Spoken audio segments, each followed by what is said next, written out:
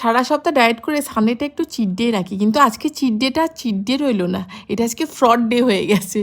কারণ রাত্রিবেলা ডিনারে একটু খেতে ইচ্ছা করছিল চিকেন চাপ। তা চিকেন চাপটা যে খাবো সেটা বাইরে থেকে অর্ডার করে খেলে প্রচণ্ড গিল্ট হবে আমার। তো সেই গিল্টটাকে একটুখানি কমানোর জন্য আমি ঠিক করলাম যে বাড়িতেই বানাবো, অ্যাটলিস্ট বাইরের থেকে তো হেলদি হবে ব্যাপারটা। যাই হোক, তো যেমন ভাবনা তেমন কাজ। চিকেনটাকে সুন্দর করে ম্যারিনেট করে রেখে দিয়েছিলাম 2-3 ঘন্টা মতো।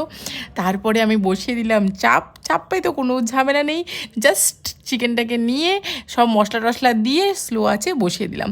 ও নিজে নিজে নিজের মতো হলো। এত তেল দেখে প্রচণ্ড গিল্ট ফিল হচ্ছিল, কিন্তু কি করব, মনকে বোঝানো, এই ক্রেভিংস যে হয় সেটাকে বোঝানো তো বড়ই মুশকিল ব্যাপার। তো যাই হোক, সাথে বানিয়েছিলাম তন্দুরি রুটি আর সিমুই। এত কিছু ভালো যখন খাবার হচ্ছে, একটু হালকা ডেজার্ট না হলে তো চলে না। তো এই সুন্দর খাবারগুলো দিয়ে সুন্দরভাবে সেরে ফেললাম ডিনার।